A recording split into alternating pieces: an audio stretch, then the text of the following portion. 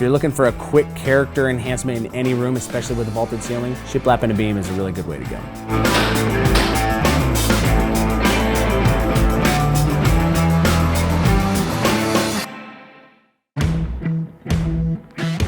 When we moved to this house, one of the things we were most excited for was a dining room. So we were really excited to have that space that our kids can come and we can do like family game nights at, have dinners at, like place to gather. We chose to start by building a dining room table, right? And once we had the table, we're like, well, these white walls are so blank. Let's make it look really good and make it feel like a home and make it our own. In that transformation, we decided to start with the ceiling. For prep work, we made the beam, and we pre-painted the shiplap tricorn black by Sherwin-Williams, 2 coats, made it a lot easier for installation. Part of that prep work was finishing the beam as well with a black walnut oil to give it a nice pop of color. And rough cutting the shiplap down to size. On installation day, the first thing we needed to do was mark out the rafters. The rafters are where we're gonna be nailing in the shiplap. The rafters are also where we're gonna be screwing in the supports that the beam is gonna be installed into.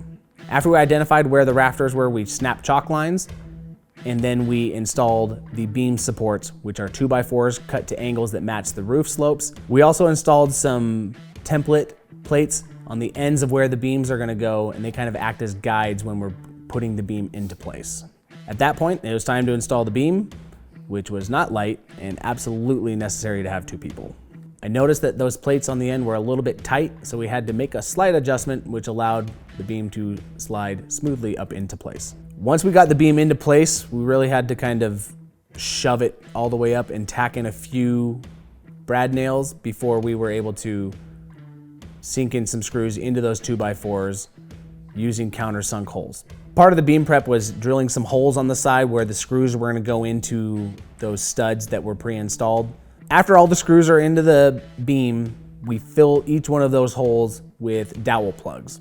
To secure the dowel plugs into those screw holes, I used DAP Weldwood Instant Adhesive, just a little bit of that in the hole, tap the dowel plug in, good to go, let it set for about 30 minutes before you trim it off.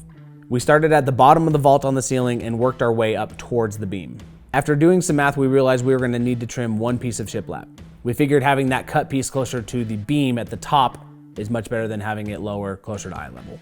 At this point, it's just installing shiplap, and now we can use the guidelines that we chalked out. They're showing us the rafters, and we use 2-inch 18-gauge nails. Although I did pre-cut a lot of the pieces of shiplap, some of them still needed to be cut just because my measurements weren't great.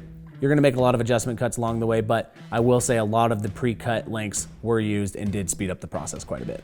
We did 2 nails into each stud, and there were 4 of them plus the end, so there really are just plenty of anchor points that make those boards super secure. You do notice I have 2 can lights in my ceiling, so I did have to cut around those.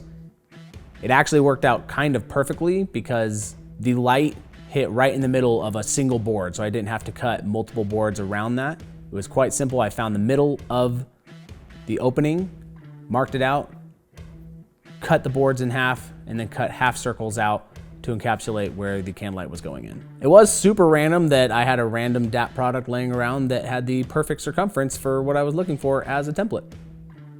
So thanks, DAP. So for the last piece of shiplap right before the beam, that was a little tricky. We needed to cut off about 1 inch on one ends of the shiplap, but it wasn't even all the way across. I think that's because when we installed the beam, it wasn't exactly perfect. This is where it came in handy to have a track saw, but also I did use a table saw. I first ripped down some scrap pieces, tested it into place just to make sure it fit.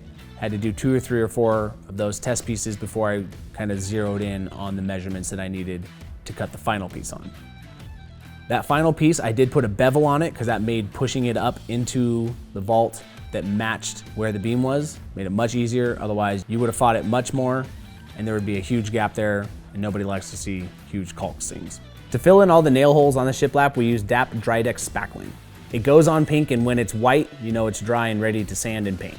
DAP does recommend using a putty knife, but honestly, I love using my finger. I have a lot more control. We use DAP Extreme Stretch caulk, mainly because as humidity changes and goes up and down, you're gonna have movement in those boards. This will allow it to stretch, and it's paintable. There was one piece of shiplap that got a little bit of a chip in the corner, and it was that last piece right up at the beam because we kind of had to knock it into place. For this, we use DAP Premium Wood Filler, fill it in, it accepts paint after it dries, nice and smooth, you'll never know the difference. When we were trimming off the dowel plugs, we did kind of scuff up the beam a little bit, and for that we used the DAP 3-in-1 repair stick. Luckily that color matched dang near perfectly to our walnut, blended it in nice and perfectly. I really like this repair stick because the color one blended perfectly, but it's got 3-in-1, it's got a marker, it's got a blending tool, and a leveler. After all the spackling dried, it was time to sand that down and touch up paint the whole entire thing. It takes 2 hours for the caulk to dry, and then we can go ahead and paint right over that, trim it all up, and with that, the whole project is finished, and we couldn't be happier with how it turned out.